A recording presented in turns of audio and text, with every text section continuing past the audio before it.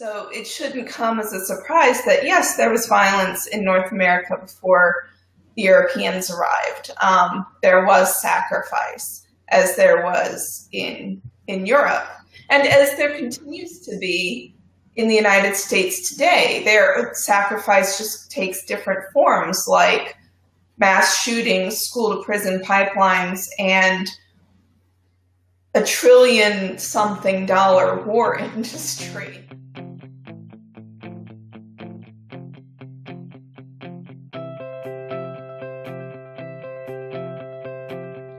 Hi, everyone, and welcome to this episode of the Raven Cast. My name is Adam Erickson, and I am here with my dear friend and colleague at the Raven Foundation, Lindsay Paris Lopez. Hi, Lindsay. How you doing? Great. How are you, Adam? I'm doing really well, actually. It's the early afternoon for me, 2:30. I just had my afternoon coffee, and I am ready for the afternoon. So, yeah. Great. Yeah. Mm-hmm. So, and you and I wanted to discuss two events coming up, or two anniversaries, I suppose, which are Columbus Day, which is Monday, Columbus/Indigenous Peoples Day, and also the 16th year anniversary, or is it the 17th year anniversary of the war in Afghanistan? 17 years. That is the longest war in U.S. history, right? Yes. I mean, depends on how you judge it, because technically the Korean War never had an official peace treaty. It was just an armistice. So that's why that's one of the reasons we need to look at the situation in Korea. But the longest continuous hot war, I would say, that's Afghanistan. It's been going on for 17 years. 17 years. And you wanted to title this conversation "Battling from the Beginning." Yeah. What is significant about that for you? Well, the United States has been at war since before we have been the United States. We began this whole great American project in violence, and we were conceived in violence. Our European ancestors stole the land, genocide from the beginning, from Columbus up until now. We've been fighting pretty much continuously, and with Columbus Indigenous Peoples Day coming up on Monday, and the 17-year anniversary of the ongoing war in Afghanistan coming up Sunday, I just couldn't, the connection was just there. And I thought we need to talk about war, and we need to talk about what we need to be remembering and repenting and repairing. Yeah. Gerard's last book was called "Battling to the End." Yes. And a very apocalyptic book. And one of the things that Gerard says in his theory is that human culture is created from violence, created from sacrifice. And so you have all of these internal, like the theory in a nutshell, right? You have all of these internal conflicts, and those conflicts need an outlet, and they manage to find an outlet against a scapegoat, a victim. And this is like, before this happens, there's just all this conflict, and then there's this sense of community, this sense of peace, this sense that all of our conflicts is washed away as we unite against a common enemy. And this, Gerard says, is how cultures form. And so that the American culture formed. It's a great way of understanding how the American culture formed, because we formed out of, as you say, violence from the very beginning.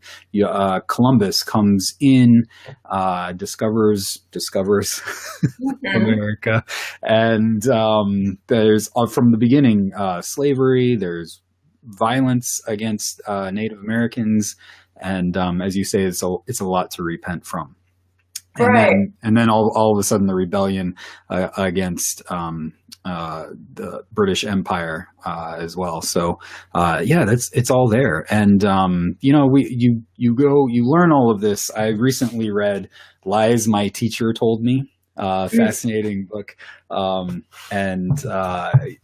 The American history textbooks and teachers all tell kind of this heroification of the people of our past, so that we can feel good about our history. And so you don't get like a lot of the violent stuff from the history of Columbus. You get the heroification of Columbus. Mm-hmm. Mm-hmm. Yeah, that's another Girardian concept that ties in, which is the myth making, that we paper over our violence. We do not recognize our violence as violence, and we do not recognize our victims as victims. So we are the good guys. We are righteous. We are the bearers of manifest destiny. That's built into American culture and American history. This image that we have of ourselves as we have the image of ourselves as conquering warriors. I mean, that has served us for a while. And so we've got the idea of warriors, conquering warriors in our culture and history, but we don't. But then we want to be more humane. We know that conquering isn't really cool anymore. So we've got a sense of noble pioneers, and to be a conqueror means we've conquered a people, and we all know that. And there's more and more and more recognition of the people we've conquered, and yet the people. I don't even like the word conquered. I'm sorry. I'm using a word that was once acceptable to try to show that it's no longer acceptable. So basically, colonists came and they enslaved, and they killed, and they mutilated, and they brought diseases that wiped out whoever would have survived all the other violence. There's nothing at all noble. There's nothing honorable about that, and we know it. So when we describe the beginning of our history now, we may tend to leave out all the people who suffered from it when we talk about the early immigrants to the United States. But Indigenous Peoples Day, calling what has been and is still called Columbus Day Indigenous Peoples Day, doesn't allow us to forget the victims of early colonization. And so it can be so to observe it, we should recognize the victims of our wars from the very beginning, as well as honor and celebrate the cultures that were all but destroyed. Some were destroyed, some have not been destroyed, but have been severely harmed by white colonialism. Yes.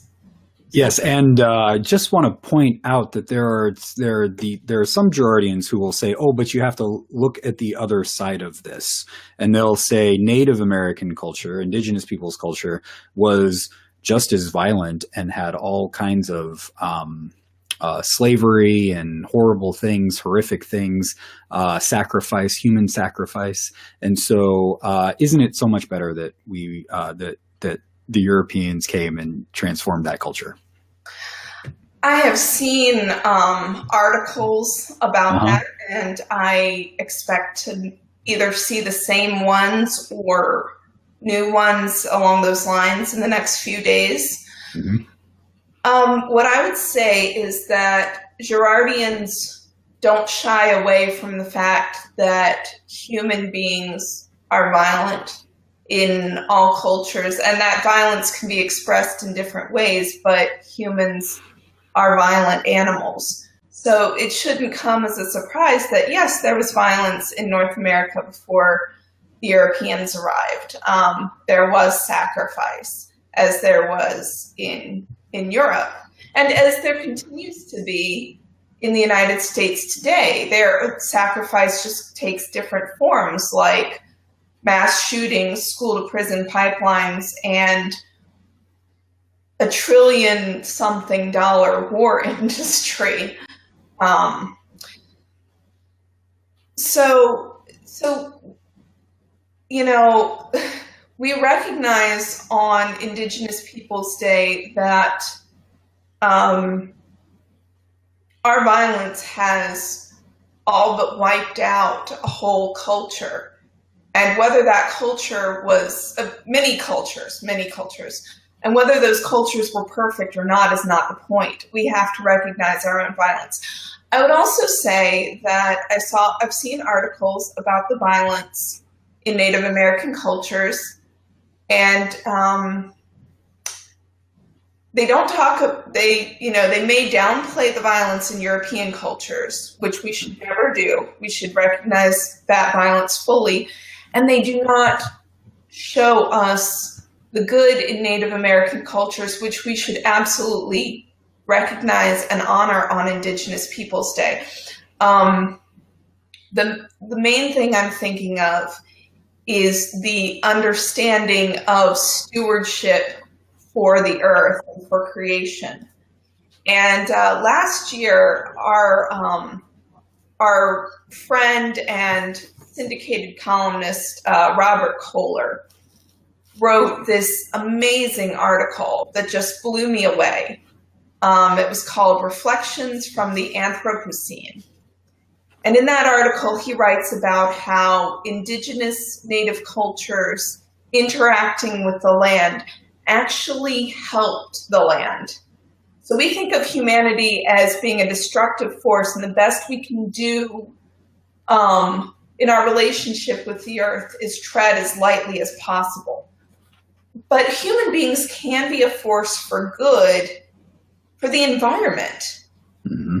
And a lot of Native American cultures and indigenous cultures around the world understood that, knew how to care for the environment. So, whether or not they sacrificed each other is incredibly important, but there is a wisdom to how they interacted with the environment that most of us, as the descendants of, I say this predominantly I say this to the white people listening because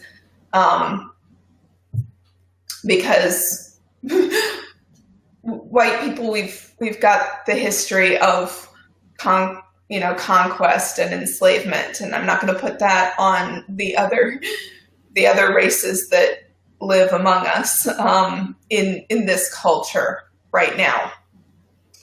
And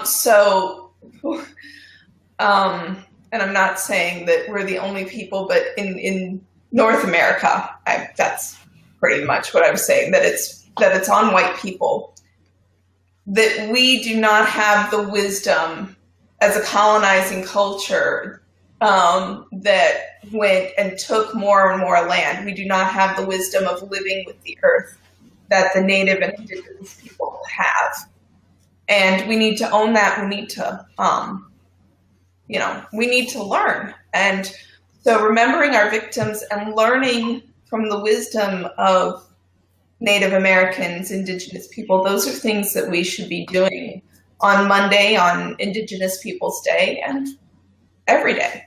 Yeah, and here's something else. You bring up indigenous people and nature, but at the very early in U.S. history, Congress and even Benjamin Franklin looked to the Indian League of Nations, League of Six Nations, and that was a forerunner to the U.S. Constitution. Benjamin Franklin had all kinds of really great things to say about the League of Nations, and also Congress ended up writing in 1744, "The Six Nations are a wise people. Let us hearken to their counsel and teach our children to follow it." Let us teach our children to follow the wisdom of the Six Nations. So there is a lot of history of early American history of people of Native Americans influencing this nation and the Constitution and how we have become. I just want to mention that there are viewers on Facebook, and if you'd like to leave a comment, we'll bring those in. So there's a lot that we have ignored about the history of Native Americans and their what they've contributed to American history that we have to make up for. And so Indigenous Peoples Day is another great way to do that as well. You also wanted to talk about the war in Afghanistan. Yes. So we're going from pre-United States history up until the present, and sadly, what connects it is violence. I think we've all seen the memes that say out of our, 242 years of history, we have had maybe 15 or 20 years of peace. Not, I don't think consecutively. And I mean, that's horrible. Mm-hmm. We have been battling from the beginning. And now we have a continuous war on terror. And I want to say that the war in Iraq, I've Googled it. It has an end date if you Google it, but it hasn't really ended. We might have an official date, but of course we still have troops there. There's still violence there. They're still fighting. So what we do is we launch wars, and the public forgets about them, but the public here in the United States forget about those wars. But the people in the countries that we are fighting keep dying. We keep bombing, we keep droning, we keep having, troops on the ground. And the war on terror has not stopped terror. It has only increased terrorism. So it just doesn't. This is the mimetic principle of violence that we're seeing. That violence doesn't stop violence; it just creates more violence. And you see this actually. I meant to bring this up a little earlier in the history of the United States. There was this general when the early United States was going to war against Native Americans, Philip Sheridan, a general, who at one point said, "The only good Indian is a dead Indian." Yeah, how awful is that? But he also admitted that we took away their country and their means of support, and it was for this and against this that they made war. Could anyone expect less? So it's just this cycle of back and forth of violence. We often think that violence is the way to solve our problems. They hit us, we hit them back. I mean, this is what 9/11 was all about, and the war on terror is all about. But it only breeds more and more violence. Jesus says those who live by the sword die by the sword, because the sword will come back against you. So you got to find another way. Right. Yeah. I mean, humanity really should know by now that violence only begets more violence. But of course, when we're in a life or death situation, it's very hard not to be violent. Mm-hmm. But the United States is pretty safe geographically in terms of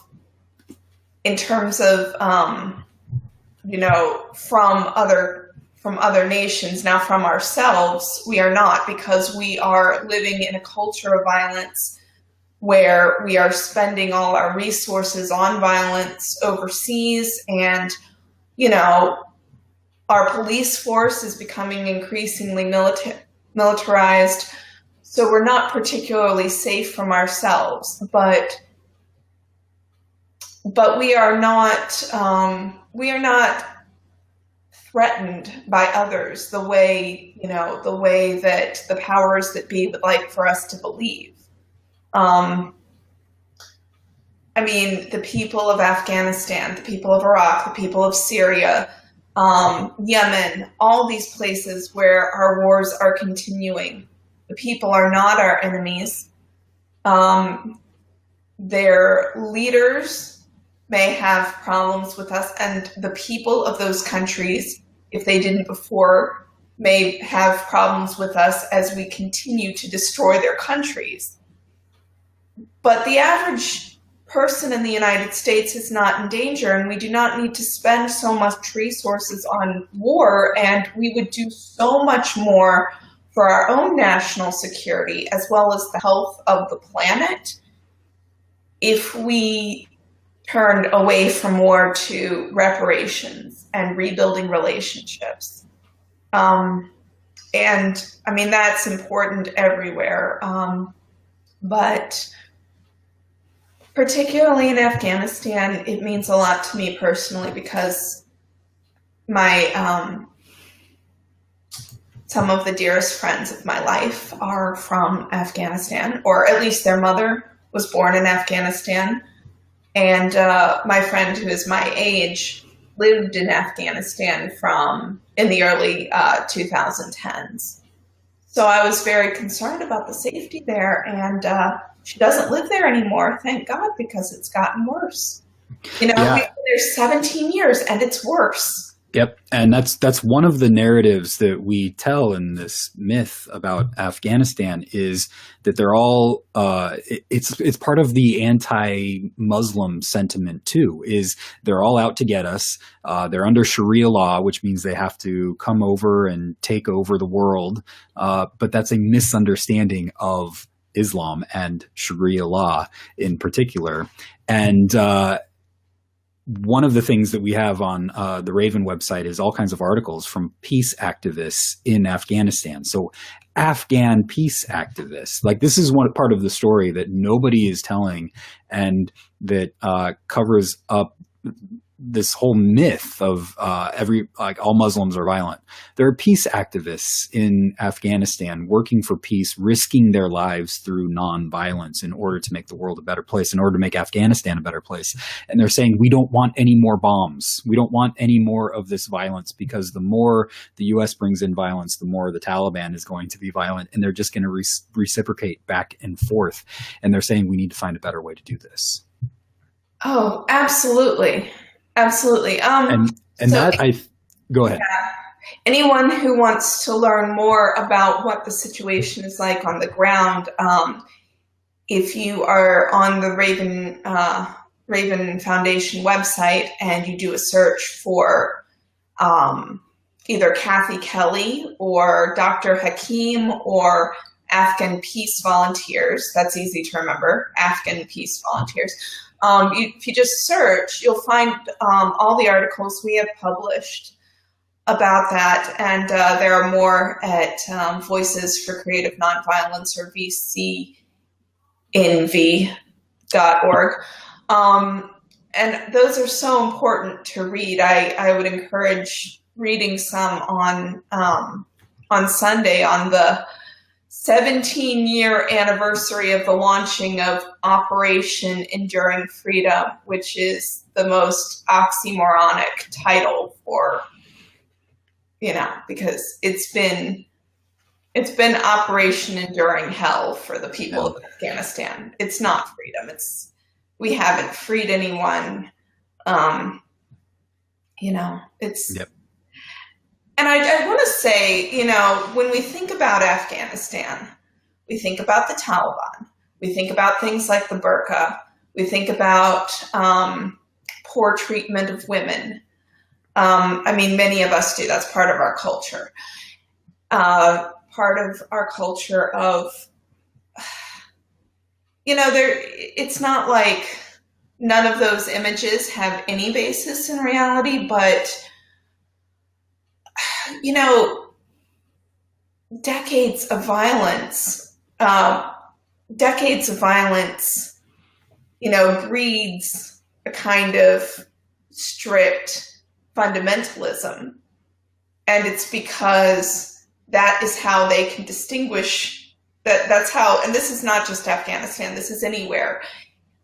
Decades of violence breed a kind of fundamentalism because they distinguish themselves from the infidel invaders, which would be us. Our relationship to Afghanistan has been violent for a very, very long time.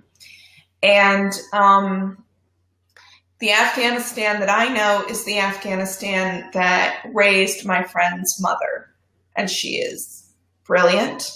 She is a psychiatrist. She has raised 4 strong, independent, feminist Muslim women. And so she comes from an Afghanistan that we won't see again until we stop our violence there. You know, the best way for freedom and democracy and humanity to flourish is for us to stop our violence. So. Amen, sister. I love it. Awesome. As you were talking, I was also thinking, you know, one of the things that Gerard gave us that was a great gift is this understanding of myth and what myth, the word myth comes from, muo, which means to silence or to shut the mouth of the other. And one of the things that we do when we demonize a whole other culture is that we stop listening to alternative stories from within that culture, from different stories. And so you've told this story about your friend's mother. It's a beautiful story. And there are all kinds of other stories like that just reshape our understanding of the people that we tend to demonize. And so one of the things that I love about Indigenous Peoples Day and about what the days that are coming up is the opportunity to once again listen to find those other stories and to listen to them. So I think that's awesome. That's good. So, Lindsay, thank you for this conversation, and thank you everybody for watching. Lindsay, did you have anything else you wanted to say? Well, I wanted to ask if any people watch this either live or after the fact when we have published it. If you have any resources about articles or books that you think would be helpful or encouraging to read on the matter, I would love to dig deeper into this. And especially for me, I'd love to have a story to tell my children on Indigenous Peoples Day. I can look it up myself, of course, but if you know of anything that would be good for that day, if you have shared anything with your little ones, you know, just leave a comment. I am curious and would like to see what I can find to really honor and remember the day with the children who will be out of school. So fantastic. Awesome. Thank you very much, Lindsay. And thank you everybody for watching. And until next time, take care. Bye-bye.